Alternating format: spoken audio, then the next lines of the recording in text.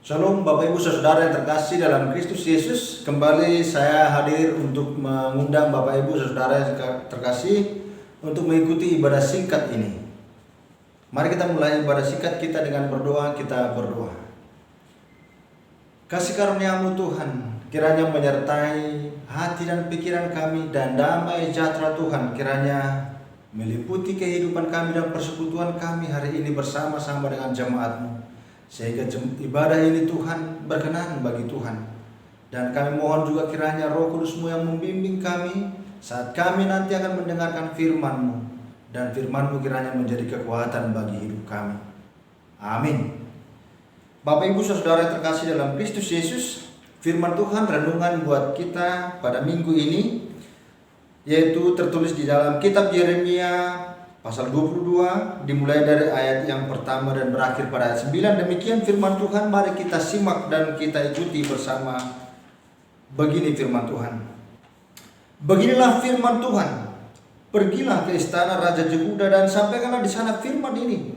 Katakanlah, dengarlah firman Tuhan, hai Raja Yehuda yang duduk di atas tahta Daud.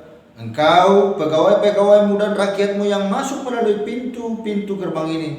Beginilah firman Tuhan. Lakukanlah keadilan dan kebenaran. Lepaskanlah dari tangan pemerasnya orang yang dirampas haknya.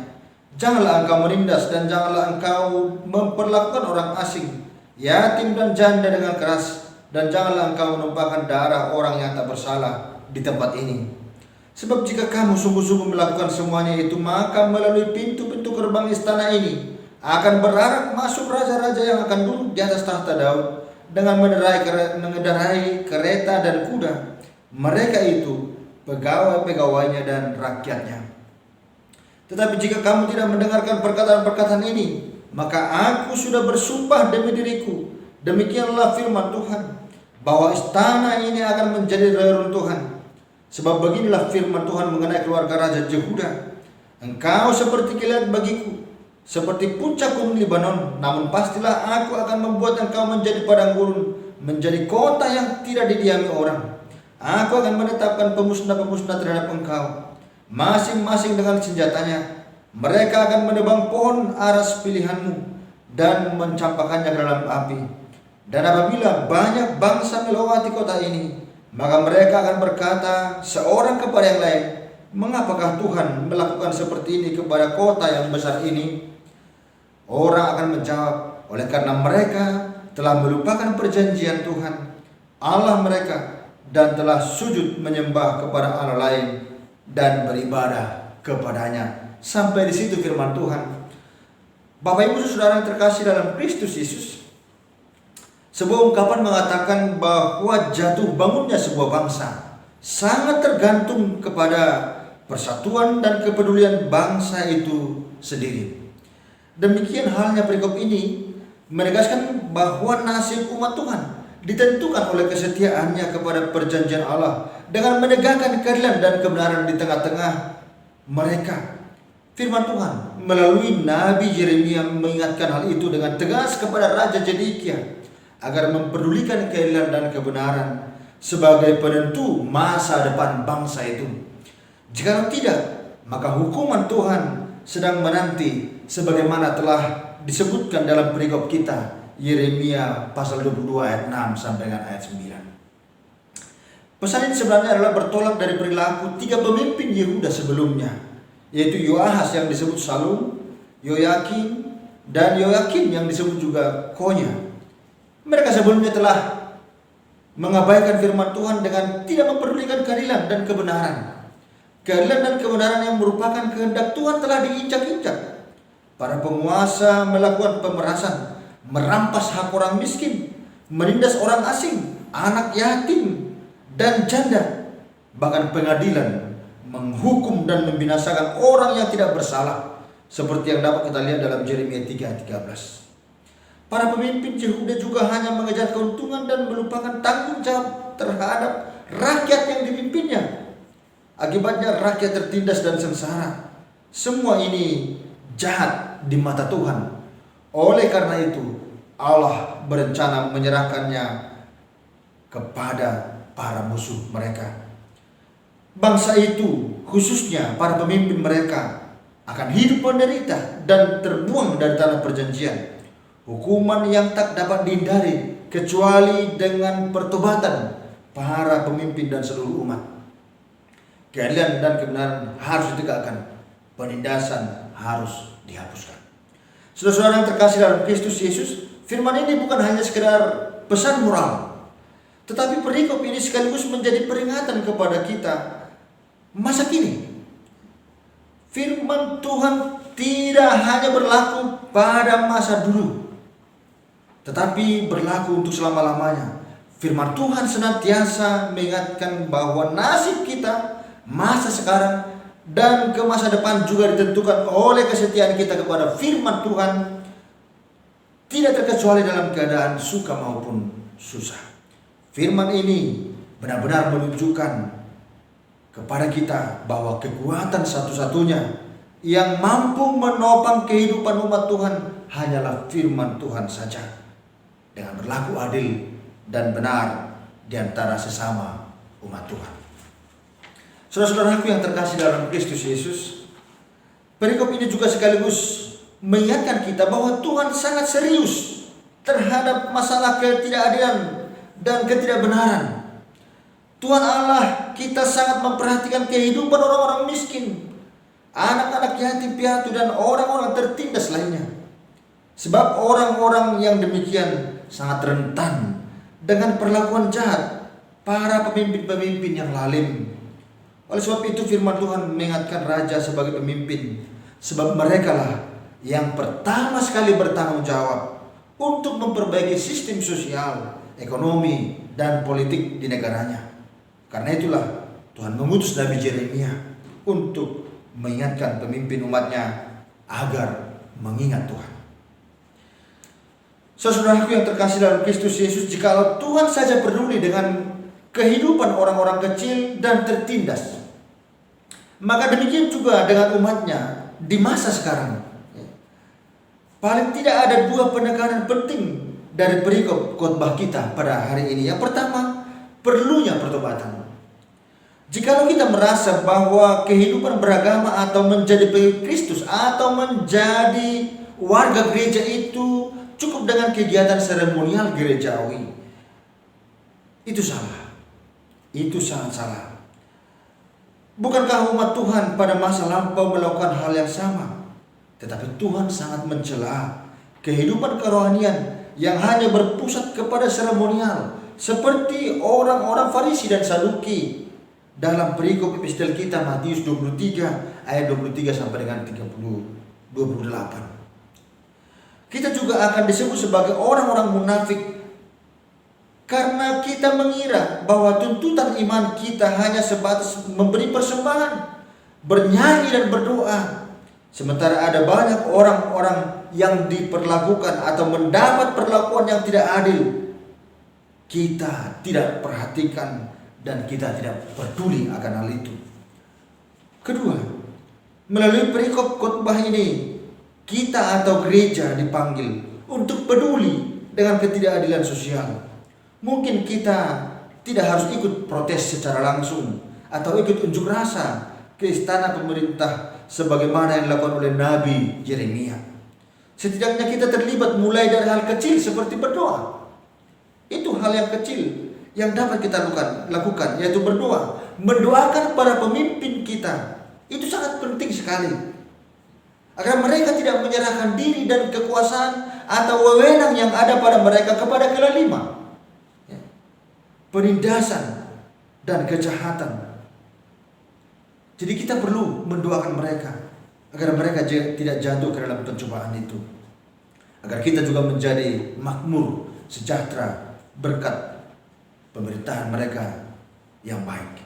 Atau kita mungkin dapat memulai dari perkara-perkara kecil dengan mengubah perilaku rohani kita yang hanya mementingkan diri sendiri atau self-oriented kepada bentuk perhatian kecil kepada orang miskin dan tertindas. Sebagai contoh, dalam masa pandemi COVID-19 ini, apa yang dapat kita atau apa yang dapat gereja lakukan untuk orang-orang di luar diri kita sendiri, di luar dirinya sendiri? Apakah itu bentuk bantuan sembako atau yang lainnya. Ya. Ada banyak sekali bentuk-bentuk kepedulian yang dapat kita lakukan untuk menjadi bentuk perhatian kepada mereka. Apapun yang sedang kita alami sekarang, secara khusus berbagai kesulitan dan penderitaan tidak terjadi dengan sendirinya, tetapi juga dampak dari perilaku para pemimpin-pemimpin kita yang lalu. Oleh sebab itu, pesan nas ini bagi kita adalah agar kita juga tidak lupa untuk selalu membawa mereka di dalam doa, untuk selalu membawa mereka di dalam doa kita. Inilah sesungguhnya yang dikehendaki oleh Tuhan dari hidup orang-orang percaya.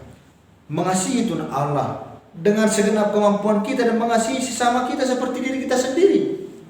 Mari kita renungkan apa yang dikatakan oleh Tuhan dalam Mika 6 ayat 8 itu. Hai manusia, telah diberitahukan kepadamu apa yang baik, dan apakah yang dituntut Tuhan daripadamu, selain berlaku adil, mencintai kesetiaan, dan hidup dengan rendah hati di hadapan Allahmu. Dan Matius 9 ayat 13. Jadi pergilah dan pelajarilah arti firman ini. Yang ku kehendaki ialah belas kasihan dan bukan persembahan, karena aku datang bukan untuk memanggil orang benar, melainkan orang berdosa. Tuhan Yesus memberkati saudara. Amin. Kita berdoa. Bapa kami yang di surga, terima kasih atas firman-Mu Tuhan. Engkau mengingatkan kami bahwa kami tidak hanya memperhatikan diri kami, tetapi juga harus peduli kepada keadilan dan kebenaran, kepada orang-orang yang tertindas, untuk memberikan perhatian kepada mereka, untuk menjadi saluran berkat buat mereka. Tuhan, kami sering lalai, kami sering lupa akan tanggung jawab itu. Sebagaimana Engkau telah mengasihi kami dan memberi kami kehidupan dan memberi kami berkat, demikian juga kiranya Tuhan, berkat itu juga harus mengalir kepada orang-orang lain yang belum dapat menikmati, yang belum dapat menerimanya. Tuhan, berikan kami kekuatan untuk hidup sesuai dengan firman-Mu, sebagai ungkapan rasa syukur kami atas pemeliharaan Tuhan dalam hidup kami. Biarlah kami Tuhan, Engkau pakai menjadi saluran berkat untuk memperhatikan orang-orang yang tertindas, orang-orang lemah, orang-orang miskin, janda dan yatim piatu yang ada di sekitar kami. Tuhan, saat ini juga kami Tuhan berdoa buat negara kami. Tidak putus-putusnya dan tidak henti-hentinya kami berdoa buat negara kami yang sedang dilanda pandemi COVID-19 Tuhan, dan seluruh dunia ini Tuhan. Tuhan, berikan jalan buat para pemimpin negara, secara khusus Tuhan negara kami ini, agar mereka dapat menemukan solusi yang terbaik untuk pencegahan COVID-19 dan penanggulangan COVID-19 ini. Berikan mereka kekuatan, dan juga para medis Tuhan, berikan mereka kekuatan. Berkati senantiasa usaha mereka Tuhan, sehingga menjadi berkat bagi kami rakyat Indonesia ini. Kami juga Tuhan berdoa buat seluruh jemaat-Mu, buat seluruh pelayan gereja-Mu Tuhan, gereja HKI dan gereja Tuhan yang ada di mana saja di dunia ini. Biarlah Engkau Tuhan yang memberkati secara khusus jemaat-Mu HKI Tanjung Priuk Tuhan. Biarlah Engkau yang senantiasa bersama-sama dengan kami, menyertai kami, memelihara hidup kami, melindungi kami, hingga mencukupkan segala sesuatu yang kami perlukan.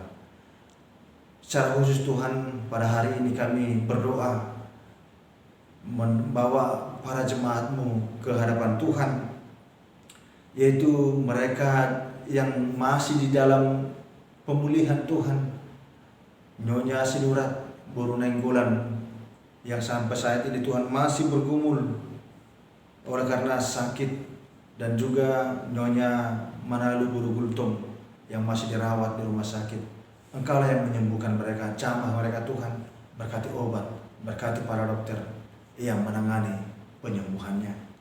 Kami juga Tuhan berdoa buat jemaat-jemaat-Mu yang telah pulih dan sembuh dari penyakit COVID-19 Tuhan. Dalam hal ini mereka mengucap syukur bagi Tuhan melalui persembahan syukur mereka kepada gereja-Mu Tuhan. Dari keluarga Andi Silaban Boru Syagian, dari keluarga Peta Pumulun Boru Panjaitan, Berkati senantiasa mereka Tuhan, dan setiap pekerjaan mereka dan setiap usaha tangan-tangan mereka. Biarlah Engkau yang memberkati, biarlah Engkau senantiasa menyertai mereka, agar tidak henti-hentinya jemaat-Mu mengucap syukur atas berkat dan kasih karunia-Mu. Dan juga Tuhan, pada saat ini kami membawa di dalam doa kami jemaat-Mu yang sedang bergumul dan berkabung Tuhan. Sebab pada hari-hari yang lalu orang tua mereka meninggal di Bonapasugit. Tuhan, kami memohon berkat-Mu. Kiranya Engkau yang melimpahkan anugerah-Mu buat mereka Tuhan. Hibur mereka Tuhan melalui Roh Kudus-Mu, sehingga mereka menjadi kuat menghadapi pergumulan itu, menghadapi duka yang sedang mereka hadapi, yaitu Tuhan jemaat-Mu Esutapea, Boru Simamora, keluarga Amang Tanjung, Boru Nenggolan, dan juga keluarga Jeutapea Boru Raja Guguk. Biarlah Tuhan senantiasa menyertai dan memberkati mereka, menguatkan dan meneguhkan mereka. Kami juga berdoa buat semua jemaat-Mu, anak-anak kami Tuhan, tua dan muda, besar dan kecil. Kami berdoa buat semuanya Tuhan, agar Engkau yang senantiasa menyertai dan memberkati kami. Dan juga keluarga kami dimanapun mereka berada, semuanya ada dalam pelukan Tuhan. Terima kasih Bapa, dalam Kristus Yesus kami telah berdoa dan mengucap syukur. Amin. Kita bernyanyi dari Kidung Jemaat nomor 363 sebagai ucapan syukur kita kepada berkat Tuhan. Kita bernyanyi.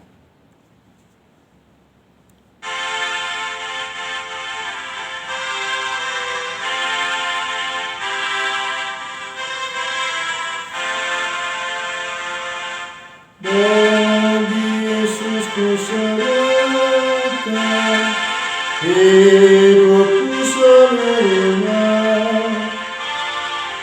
hati dan perbuatanku pun waktuku miliknya.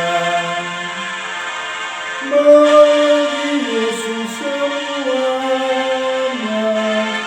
pun waktuku miliknya. Bagi Yesus semuanya, pun waktuku miliknya. Mari sama-sama mengucapkan doa Bapa kami. Bapa kami yang di surga, dikuduskanlah nama-Mu, datanglah kerajaan-Mu, jadilah kehendak-Mu di bumi seperti di surga. Berikanlah kami pada hari ini makanan kami yang cukupnya, dan ampunilah kami akan kesalahan kami, seperti kami juga mengampuni orang yang bersalah kepada kami. Janganlah membawa kami ke dalam pencobaan, tetapi lepaskanlah kami daripada yang jahat, karena Engkau yang punya kerajaan dan kuasa dan kemuliaan sampai selama-lamanya. Amin. Terimalah berkat Tuhan. Tuhan memberkati engkau dan melindungi engkau. Tuhan menyinari engkau dengan wajahnya dan memberi engkau kasih karunia. Tuhan menghadapkan wajahnya kepadamu dan memberi engkau damai sejahtera. Amin. Shalom. Selamat hari Minggu buat Bapak Ibu saudara yang terkasih di rumah. Shalom.